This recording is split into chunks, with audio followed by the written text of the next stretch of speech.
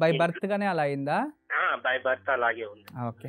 నేను కొన్ని పరిహారాలు చెప్తాను చేయండి. ఆరోగ్యం కొంచెం జాగ్రత్తగా చూసుకోండి. ఆ! ఆరోగ్యం కాస్త స్టమక్ రిలేటెడ్ ప్రాబ్లమ్ వస్తుంది అని ఉంది. ఇప్పటి హ్మ్. నుంచినే కాస్త జాగ్రత్త పడండి. అంటే వేరే ఇంకేం అవసరం లేదు. భయపడాల్సిన అవసరం లేదు. ఆ! ఈ స్టమక్ ఏదే ప్రాబ్లమ్ వచ్చినా కూడా ముందటిగా డాక్టర్ దగ్గరికి కలిసి ఇది తీసుకోండి. మీరు ఆ! ప్రతి శుక్రవారం గోమాతకి ఏదైనా హ్మ్. పలహారం తినబెట్టి 5 హ్మ్. ప్రదక్షిణలు వేసి తర్వాత విష్ణు దేవాలయంలో నెయ్యి దీపం వెలిగించాలి. హ్మ్. హ్మ్. ఇలా 16 వారాలు చేసుకోండి. హ్మ్. ప్రతిరోజు మీరు ఆదిత్య హృదయం పఠిస్తూ వస్తూ ఉంటే హ్మ్. పూర్వాజిత కర్మఫలం వెళ్తుంది. హుహు. తర్వాత హ్మ్. ఓం నమో భగవతే వాసుదేవాయ నమః అనే ఈ మంత్రాన్ని తులసి మాలతో ప్రతిరోజు జపం చేస్తూ ఉంటే కూడా హ్మ్. పూర్వాజిత కర్మఫలం వెళ్తుంది.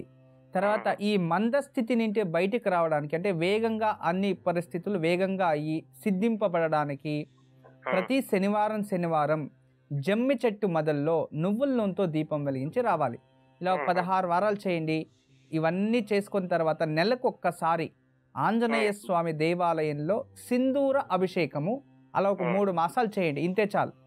ఇది హుహు. చక్కగా మీరు చేసిందైతే ఖచ్చితంగా మీ జన్మ జాతకంలో ఉన్న దోషాలన్నీ దూరమయ్యి హ్యాపీగా లైఫ్ లీడ్ చేస్తారు. ఎండ్ ఆఫ్ ద లైఫ్ చాలా సుఖకరంగా ఉంటుంది. ఎలాంటి ఇబ్బందులు, బాధలు ఉండవు. రెస్పాన్సిబిలిటీ ఇంకా ఎక్కువుంది మీకు. అయినా కూడా మీరు అనుకోనిదంతా కూడా సక్సెస్ చేయగలరు. మంచి పేరు, ప్రతిష్ట, కీర్తి, గొప్ప అన్నీ ఉన్నాయి. అయితే మీ విచారం చూస్తే మాత్రం కాస్త ఇలా ఉంటుంది. దానికి నేను చెప్పించేయండి సరిపోతుంది. ఎక్కువగా మీరు పూజించిన వాళ్ళు విష్ణువుని. ఎంత ఎక్కువ మహావిష్ణువుని పూజిస్తూ వస్తే అంత జీవితంలో వైభోగము, ఐశ్వర్యము లభిస్తుంది. ఎప్పుడు మా ఆశీస్సులు, ఆ భగవంతుని అనుగ్రహం పరిపూర్ణంగా మీపై ఉండి నమస్తే.